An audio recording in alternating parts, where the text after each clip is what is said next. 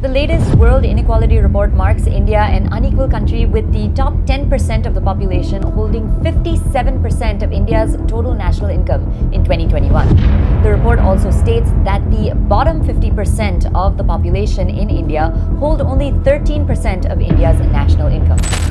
Now that elections are coming, politicians in Karnataka have to declare their wealth. And it's amazing how much money they've made between the last election and this one. Many senior politicians have increased their wealth by crores, in fact tens of crores in just these 5 years. Now to the Enforcement Directorate, which says that it has recovered 20 crore rupees in cash from the house of an associate of West Bengal Minister Partha Chatterjee.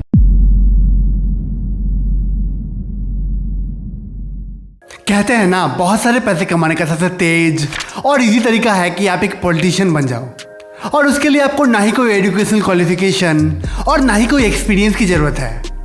बस आपको election के समय गरीबों को घेर जाना है, उनके साथ फ़ोटो खिंचवानी है और गरीबी हटाने का वादा करना है। और न जाने कब से हमारे पॉलिटिशियन गरीबी हटाने के वादे से गरीबों को लुभाने की कोशिश करते आ रहे हैं। बट सबसे बड़ा सवाल, क्या ये पॉलिटिशियन आम जनता को रिप्रेजेंट करती है या फिर इनका फोकस बस अपने पर रहता है? इसी बारे में बात करेंगे, पर उससे पहले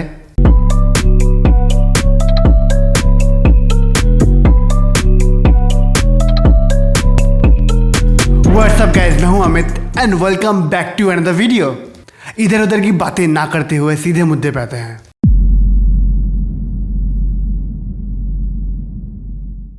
वर्ल्ड इनइक्वालिटी रिपोर्ट के अनुसार भारत दुनिया का सबसे अनइक्वल कंट्री है, और रिसेंट डेटा इस बात को पूरी तरह सही साबित करती है। यही नहीं, अभी और सुनिए। यदि आंकड़ों को ध्यान से देखा जाए तो हमारे लोकसभा एमपीज की एवरेज इनकम 1400 गुना ज़्यादा है आम जनता की एवरेज इनकम से। रिमेंबर, ये वही लोग हैं जिन्होंने आम जनता के लिए काम करने का वादा किया है। इससे हम सीधी तरह से पॉलिटिशियन के इंटेंशन और आउटकम के मिसमैच को देख सकते हैं। और यही नहीं, इनके इनकम हर इलेक्शन के बाद दुगनी होती जा रही है। उदाहरण के लिए 14 लोकसभा टर्म में एमपीज की एवरेज इनकम 1.9 करोड़ थी, जो कि नेक्स्ट टर्म में बढ़कर 5.09 करोड़ हो गई। इसके बाद यही फिगर 13 करोड़ पहुंच जाती है 16 लोकसभा टर्म में। और करंट टर्म में एमपीज की एवरेज इनकम 16 करोड़ है। अब एमपीज इतने कमा रहे हैं तो एमएलएस थोड़ी पीछे रहेंगे। इनकी भी संपत्ति हर इलेक्शन के बाद कई गुना बढ़ती जा रही है। उदाहरण के लिए महाराष्ट्र में बीजेपी की रिकंटेस्टिंग एमएलएस की एवरेज संपत्ति 25 करोड़ से ज़्यादा की है, और इलेक्शन जीतने के बाद इनकी संपत्ति में इजाफा 78% के दर से हुआ है। और इनकी एवरेज इनकम आम जनता के एवरेज इनकम से 1239 गुना अधिक है। दूसरी पार्टियां भी ज़्यादा पीछे नहीं है। शिवसेना एमएलएस की संपत्ति में इजाफा 97.7% के दर से हुआ है, और इनकी एवरेज इनकम 717 गुना अधिक है। On the other hand Congress और एनसीपी की 56.9% और 88.7% है, और इनकी एवरेज इनकम 679 गुना और 844 गुना अधिक है। और यह कहानी केवल महाराष्ट्र तक सीमित नहीं है, बल्कि कई स्टेट तो इस मामले में काफ़ी बेटर कर रहे हैं। जैसे पंजाब में एमएलएस की एवरेज इनकम 1623 गुना अधिक है, कर्नाटक में 2799 गुना, और वेस्ट बंगाल में 245 गुना अधिक है आम जनता की एवरेज इनकम से।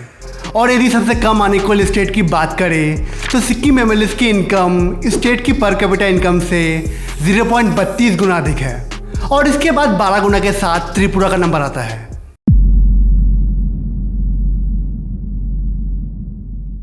– 2019 के लोकसभा इलेक्शन में हम लोगों ने बहुत सारे बिजनेसमैन, एक्टर, एक्ट्रेस को इलेक्शन लड़ते हुए देखा। तो क्या सिंपल सी बात है, पॉलिटिकल पार्टीज ऐसे कैंडिडेट को चुन रही है जो कि सेल्फ फाइनेंस कर सके और जिनकी पॉपुलैरिटी भी पब्लिक में अच्छी खासी हो। इसका सीधा सा मतलब है कि केवल अमीरों को ही अब इलेक्शन लड़ने का मौका मिलेगा और डेमोक्रेसी के मंदिर में एंट्री मिलेगी। अगर हम करें तो करें क्या, बोले तो बोले क्या। और यदि इलेक्शन कैंपेन सेल्फ फाइनेंस होगी तो कैंडिडेट भी इसे इकोनॉमिक इन्वेस्टमेंट की तरह देखेंगे, और अल्टीमेटली इससे करप्शन बढ़ेगा, क्योंकि नेताजी इलेक्शन में लगे पैसे को रिकवर तो करना ही चाहेंगे ना। इस बात पे ध्यान देना जरूरी है कि भारत में किसी भी पॉलिटिकल पार्टी ने इलेक्टोरल पॉलिटिक्स में किसी भी बड़े रिफॉर्म्स को करने की कोशिश नहीं की है। इस रिफॉर्म्स के लिए जनता के द्वारा कितने प्रोटेस्ट किए गए, कितने नारेबाजियाँ हुई, लेकिन सभी पॉलिटिकल पार्टीज ने इसी स्टेटस को बनाए रखना पसंद किया, क्योंकि इसी पॉलिसी से सबको बेनिफिट होता है। अल्टीमेटली ये लोग एक ही थाली के चट्टे बट्टे हैं। तो मिलते हैं एक नए वीडियो में, तब तक के लिए जय हिंद, जय भारत।